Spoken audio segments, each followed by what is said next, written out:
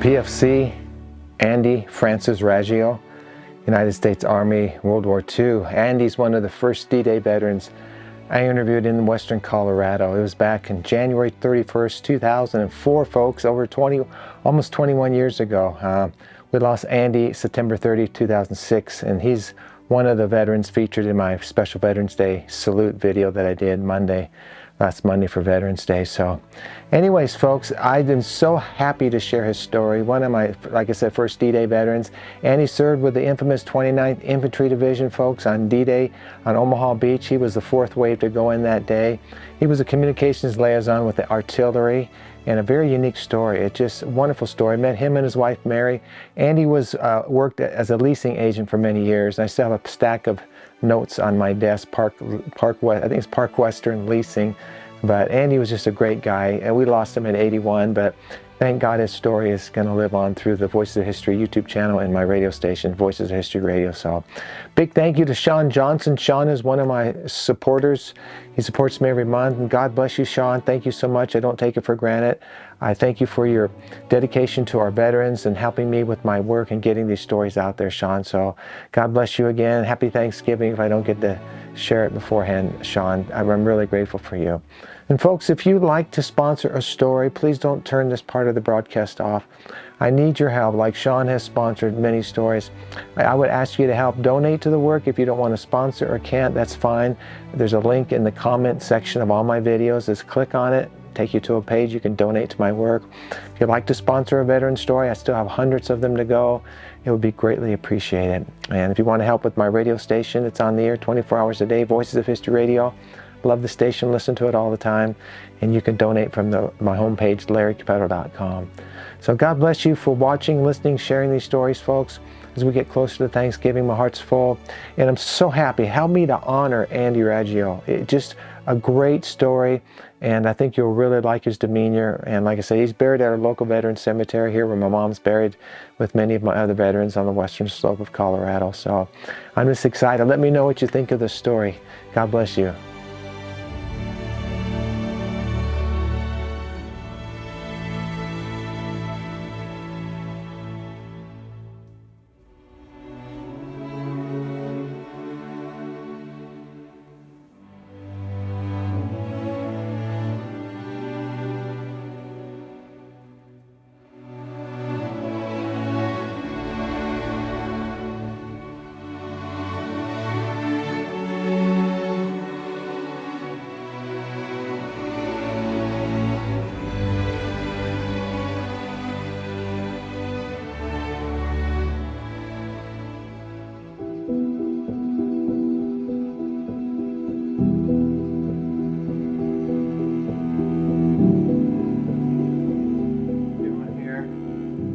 I'm basically today going to focus on D-Day, okay?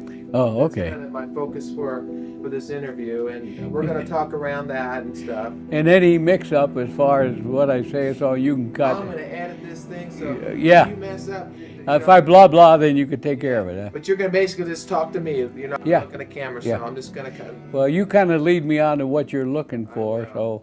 But just talk. I'm just going to ask you some general questions. The best you can remember now... again, we're going to kind of just focus on D-Day and the Normandy landing, right? And your job on the beach that day and what you did. But can you remember back about 60 years ago? Can you tell me just what you remember the night before the landing?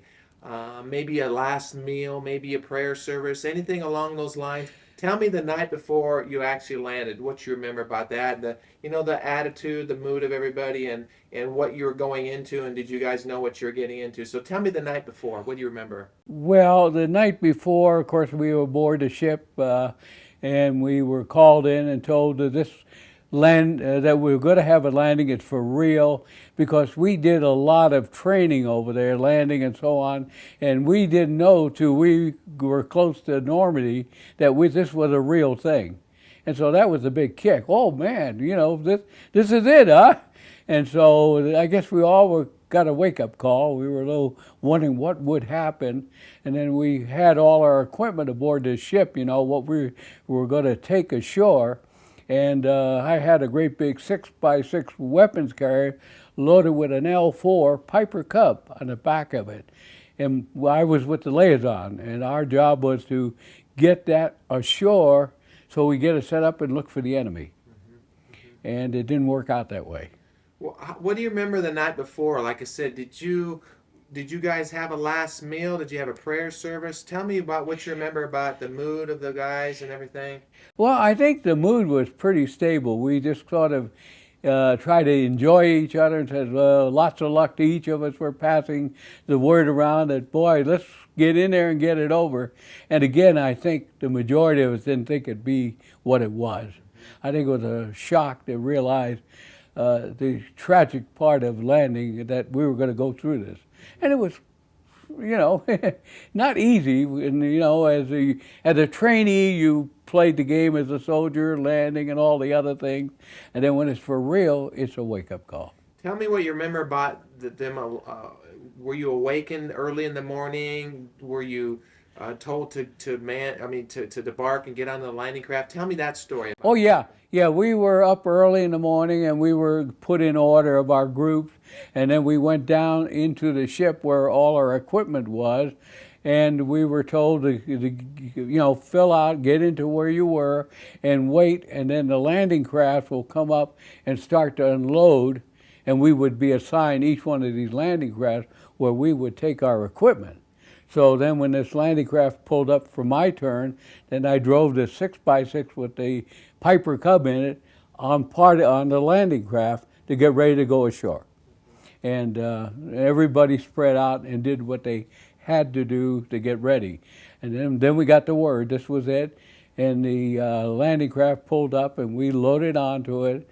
And next thing you know, we're heading towards shore. Okay, let's slow that down a little bit. Okay. I really want to pick your brain here now. You be my eyes and ears now, as far as you know what you found. Did you know what you were getting into that morning? I mean, tell me about the weather, what you're getting into. Were you seasick? Just tell me about the trip to shore that morning. No, we didn't. Particularly, the tide was changing. The tide was coming in. It was very rough. The wind was up. And I think there was some misjudgment of how the tide was coming in so fast. And behind this was the fact that they dropped us off in too deep of water. I never could get that 6x6 into shore. The water was up to my neck in the cab. I tried everything I could. See, we waterized the equipment so that we took the exhaust and everything. We watered all out so we wouldn't be flooded in the engine. But we were over flooded with where they dropped us. I think that when the landing craft went in, they realized all the bombing and stuff, and I think they wanted to get rid of us early. They dropped us off too early. And I tried about 3 times, I even waded back into the vehicle to see if I could get it going, and we lost the 6x6 and we lost the L4. And of course, as I waded into shore, it was a mess. I seen where we were, and I tried to, you know, bombing was going on very bad, and sort of crawled into a hole with a lot of bodies laying around me. And just had to ride it that night as much as we could, you know. Yeah, tell me about that a little bit. Now, when you went in, do you remember about what time of the day you went in? Well, we were going there in the morning, you know, we were hitting in the morning. But by the time we got through all this, I guess, episode of trying to get organized and try to find out what was going on, because our whole division was spread out all over. I mean, we couldn't find each other, couldn't find our captains, our commanders. They went around. We had to pretty much do everything on our own. And then the next day, try to find our organization and get back with what was left of it. And it, like I say, it was very tragic there. I'll never forget, you know, they were loading bodies and, you know, in the back of trucks and hauling them away. It was real bad. Now tell me about your approach to shore. Were you on an LCVP Higgins boat? Were you on an LCI? Do you remember what kind of landing craft you went on? Yeah, it was like an open landing craft, I forget, LLs, whatever it was, where the big drop deck goes down. It must have been about 30 feet or something, where they loaded everything on like a landing barge, truly what it was. Were you under fire coming in or anything? Well, the bombing, yeah, they were shelling us, but not that bad till I got closer, and then I realized it was for real, you know, that something could happen. again, I'm not trying to belabor this. No, When you approached that morning, was the weather, or that when you actually went in, did you know how bad it was on the beach before you went in? no, Okay, no. what were your expectations, and what actually was it like when you hit the beach? Were you under fire? Explain that. Well, when we finally got to shore, the bombing was all over, and the only thing you could do was crawl on your belly, and then, of course, a lot of my equipment was left back in the truck, and I didn't have too much with me, and technically looking for shelter to protect myself, and we crawled into there once we got ashore, because rifle fire, machine gun fire, and bombing, shelling rather, I should say. And what our job would have been if we got that Piper Cub across was to get up in the air and look for those Germans, which we failed. What was your job specifically when you went in that morning? What were you supposed to do? I was part of the liaison to set up communication between the infantry and the artillery. That was our job. When I took basic training, we were trained to do online. We would take from the command post of the artillery to the command post of the infantry.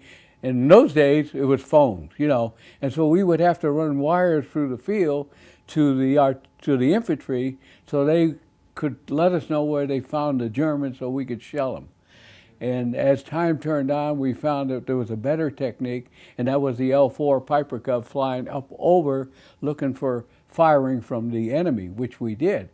And we would go up in the air and fly around. As soon as we saw some firing, we direct our artillery to fire onto the enemy. Now, you were a young man. I mean, you're probably late 19. Yeah, okay. How does a 19-year-old young man, probably out of high school, how do you in your mind process what's happening with all the destruction and the dead bodies? Do you think about that at that time, or are you just focused on your job? I mean, I've heard stories that there were people that couldn't be helped because you were given orders to keep going. You weren't supposed to stop and help anybody. How do you process that mentally? Did you go out of your mind? How did you stay sane during all that? Well, I guess, like I say, when you went through basic, it seemed like everything was fairly simple.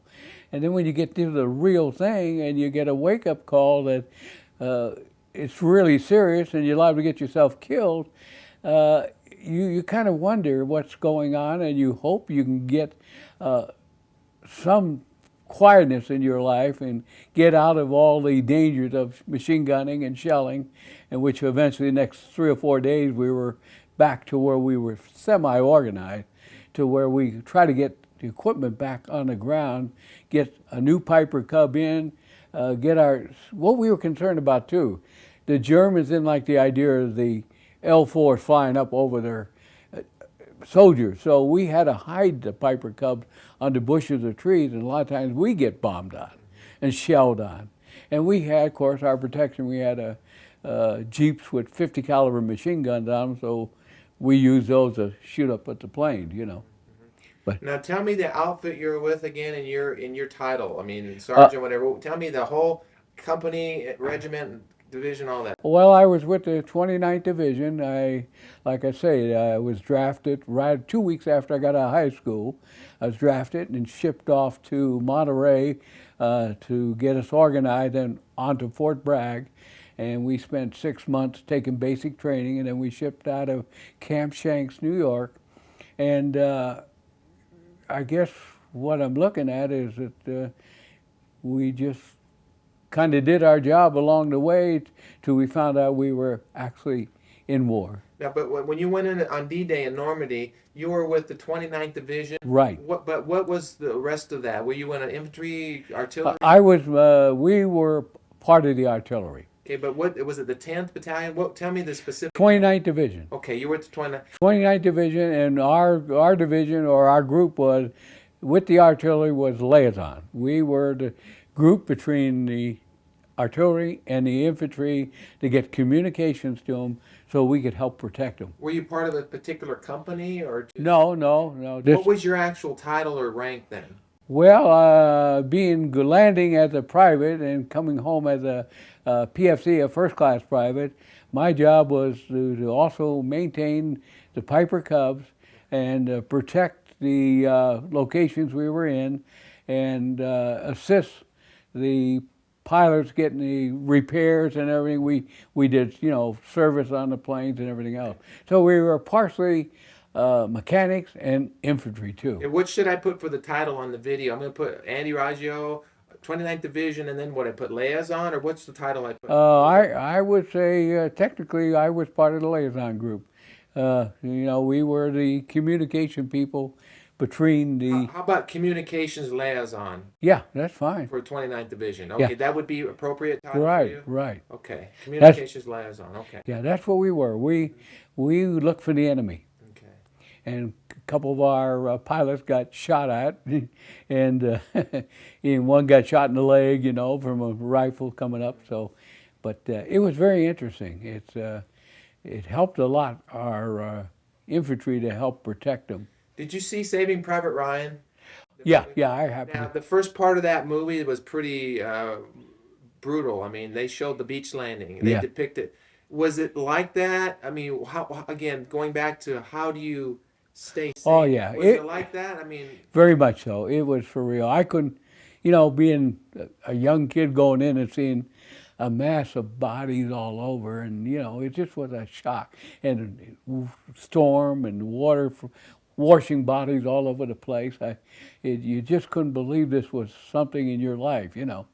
But like I say, and I tell my wife, I said, I guess as your tape said, that the heroes are still over there, and I respect what they done because it was a tough road. It really was. I don't think the military expected that kind of a shock when they landed on the beach. I think we misjudged the Germans, and we paid for it in bodies. And that's my opinion, really. I wasn't that old enough to really deeply look into it, you know, but you get a feeling down the road as you grow older that it should have been a better way of doing it, you know. So all those white stones you see over there, 60 years, I guess pretty well speaks for itself.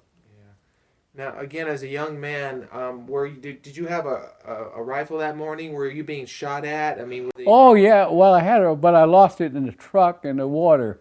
It flooded out when I tried to get back out there, and all I had was a little bit of a handbag, and got to shore, and eventually was reassigned some equipment, you know, but I didn't have it with me. And I wouldn't know who to shoot at when I was being buried in the beach there at that time anyway.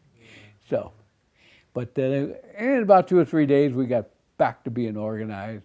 Did you realize the historical significance of what you were doing then? You probably didn't. No. I mean, people are looking back now 60 years ago and remembering this.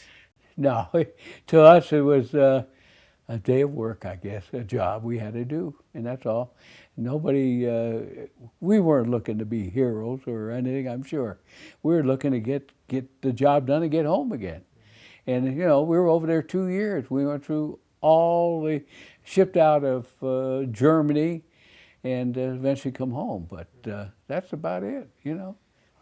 You know, it's amazing to someone like me because I wasn't there. Yeah. And all I have to do now is to read or to talk to men like you, but you know, have so much respect for what you did, and I know none of you consider yourself heroes, but to us, you know, what you did, no matter what you did, you're heroes to us. But you know, again, as a young man, I don't know if I could have gone through that. I mean, how do you motivate yourself to land on a beach? I mean, of all beaches, Omaha Beach on D-Day, and survive that? That's an incredible story.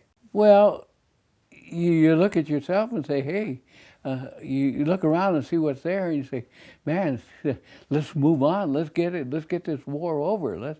And I think we all look forward to the idea of what's it take to get it over with, and let's move on.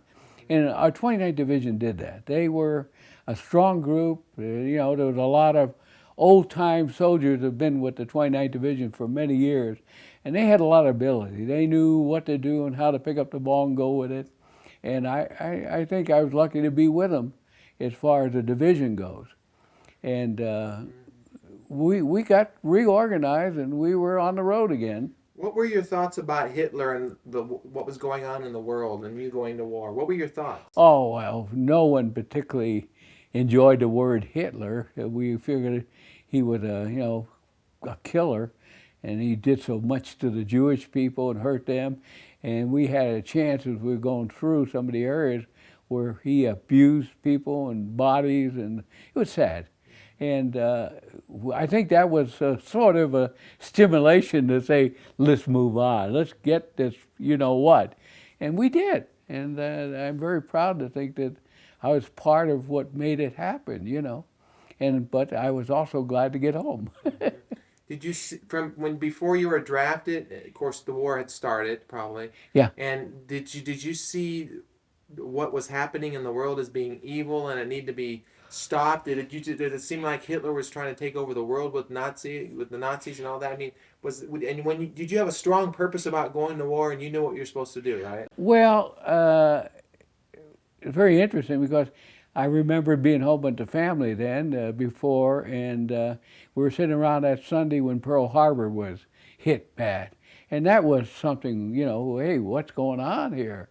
And we saw all the things on killing and soldiers being in the Navy and everything else.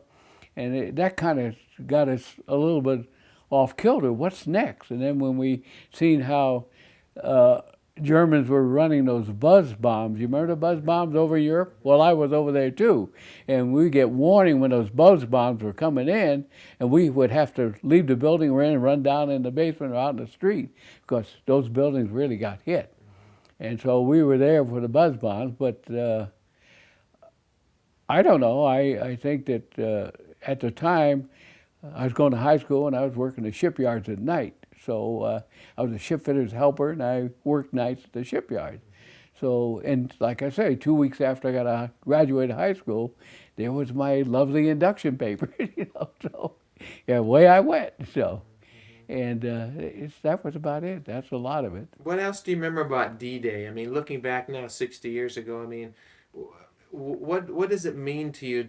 Why did we have to have D-Day? Why did we have to invade Europe? I wish I was a little brighter to give you an answer on that, but I don't know.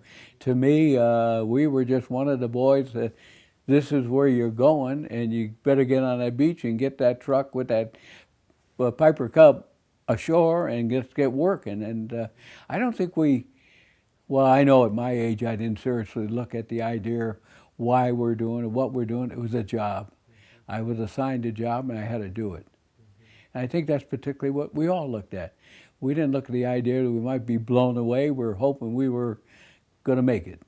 And I think most of us did. Do you remember your ride in that morning? Did you get off of those cargo nets into a smaller landing craft and then ride ashore on one of those small boats? Is that what you did? Well, it was like a barge, a landing craft, from the big one into the landing craft to shore.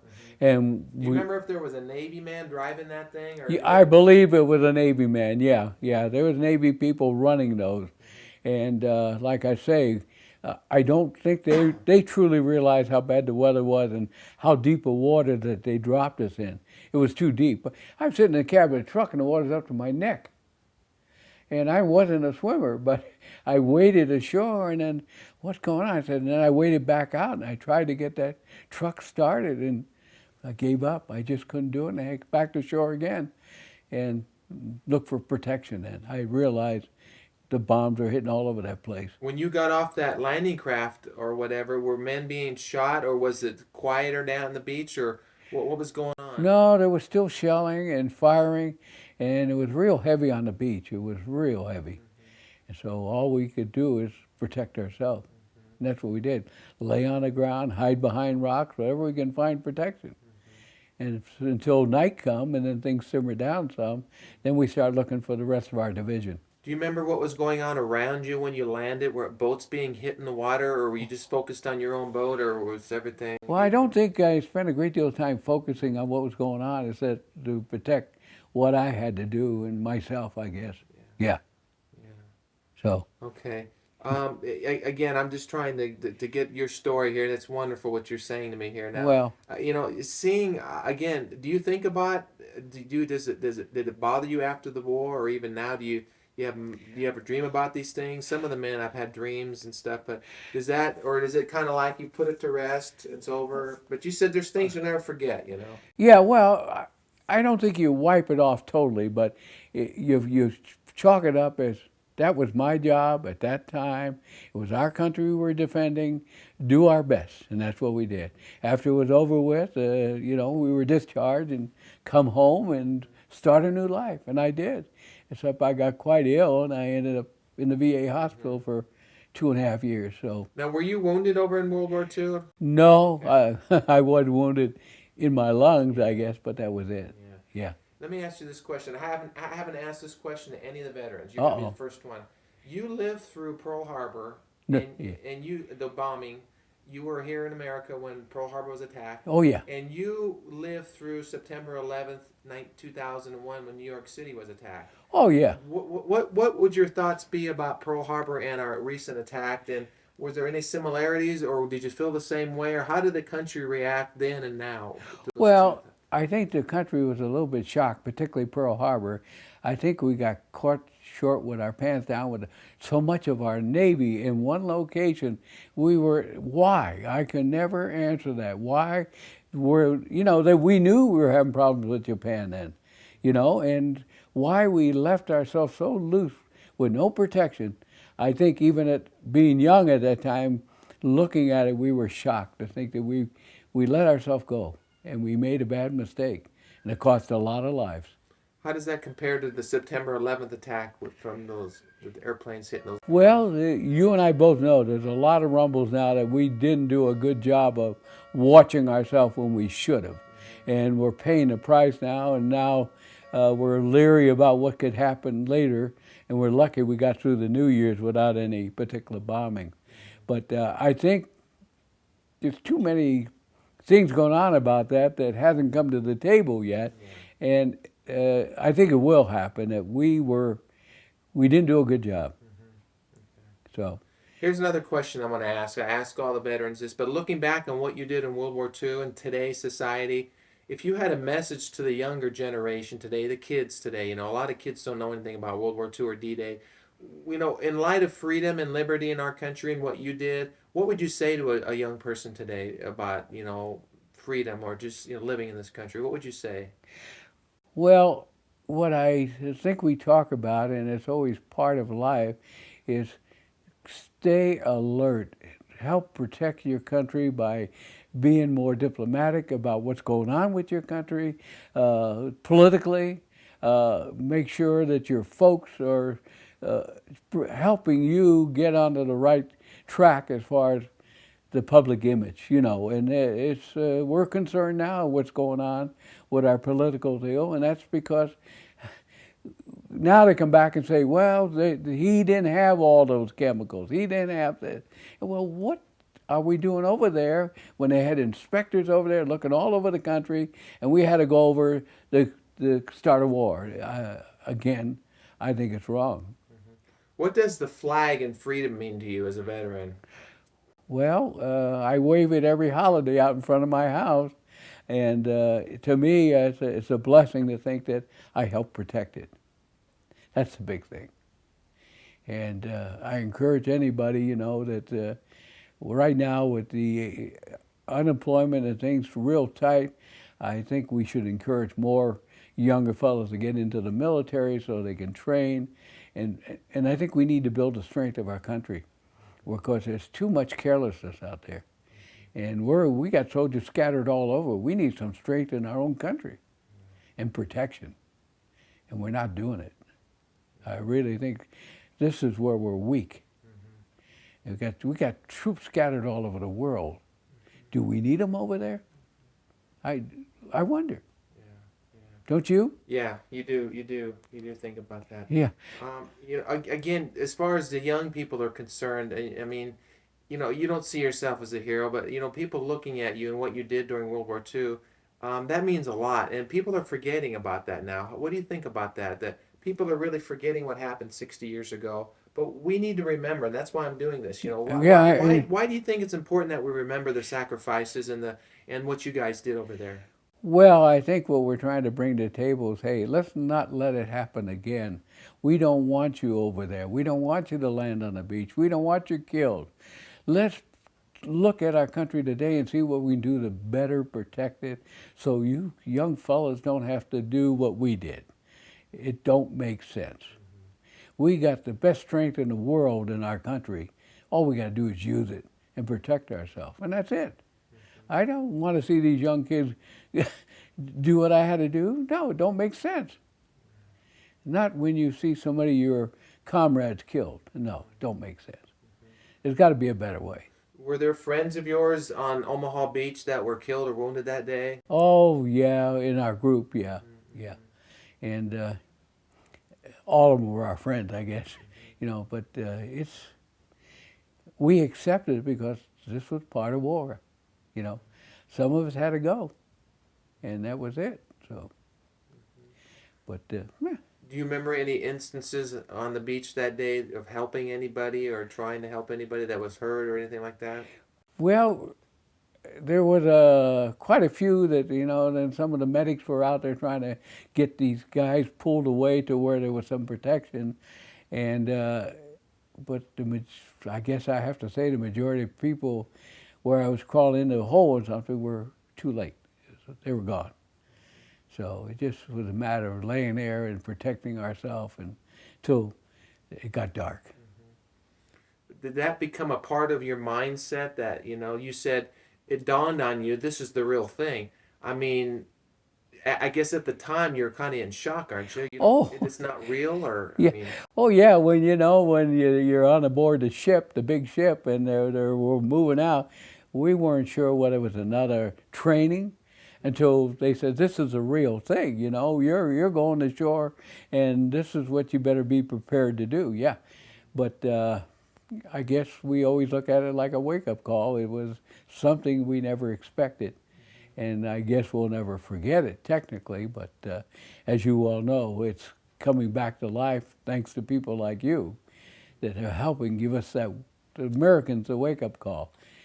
yeah. Are you a religious or spiritual person? Were you back then? Were you thinking of God or getting me through this? Were you praying that night before, or what were you thinking about? I mean, No, I'm born and raised a Catholic, and we always went to church on Sunday, my brother and I, and did our regular thing, and then I guess we sort of did what we felt we should do where we were, and even in the military we had services in the military, and we didn't spell out the religions you were in. It was just for all of us to give our thanks to God if we were still alive.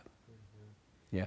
but at the time going in that morning, I mean, to Omaha Beach on D-Day, do you remember praying or asking God to protect you, or were there many men around you giving last rites? I mean, not last rites, but just were the priests, were the chaplains? I mean, what do you remember about any of that? I mean, was everybody scared or what? Well, the word is scared, which probably speaks for itself because we were so busy trying to find out where we were going, what we were doing, how to save our rear, that we were hoping the good Lord was looking after us, but we weren't screaming out there for him, We didn't have time to get on our knees, We were crawling. So. Do you remember a fearful moment, or was it pretty much under control for you? Was there a fearful moment during that landing, or during the first few hours after the landing, or were you afraid to die, or anything like that? Or You didn't think about it. You just figured, this is my job. I better get going, and never thought about that I would be the one. That it could happen because one would never know. So we just kept on doing what we were supposed to do, and follow directions, and hope that we were one that could get through the war. I guess I was. did they call it D-Day, or did you just know that you were heading into? You knew there was an invasion happening. Yeah. Did you know what? Did you know what it was? Did you know it was D-Day, or was it just No, another day? no, Or? we didn't know what it was. We just knew, hey, we're going to land somewhere and go after the Germans, and that's all we knew. This one was for real. It wasn't a training program. See, we did a lot of landing and beach training and so on over there, and then this was the real one. Oh, no, thanks. Did you get into any situations inland that you had to fire a weapon or shoot it or anything like that? Yeah, I fired a 50 caliber machine gun on a Jeep. We were protecting ourselves. So, but we had some bombings at our campsite. Like I say, the Germans didn't like the Piper Cubs because they knew what we were doing, and when we find them, we could destroy them, and that's what we were after. But we protect ourselves at night, and we dig trenches where we slept in the hole at night. So, and they did come over and bomb at us. Yeah. One night we were celebrating one of the officers' birthday, and we're all drinking a little bit, you know, and enjoying it. And all at once they start coming over, and we were all hitting the holes, you know. So, but yeah, but we had a good group. The 29th Division, that is the in history, you look back on the D-Day invasion, the 29th was it. Part of the First Army, right? The 29th. Yeah, part of the First Army, Big but Red One. First Army there, and then you had the what was it? The parachute group. I was trying to think. 101st, Yeah. 82nd. Yeah, 182nd. Yeah. So there was a lot of it. Yeah. Did you know you were landing on Omaha Beach? Did they say you're going to land on Omaha Beach, or No. did you just knew you were landing somewhere? No, there's the beach. That's where you're dropping off, boy. And you couldn't get in the morning because of why? Now you said you were out in the water getting ready to come in, and you couldn't land at that point because it was so bad, or what happened? Yeah, it was so rough. The tide was coming in. It was so bad. They dropped us technically in too deep of water.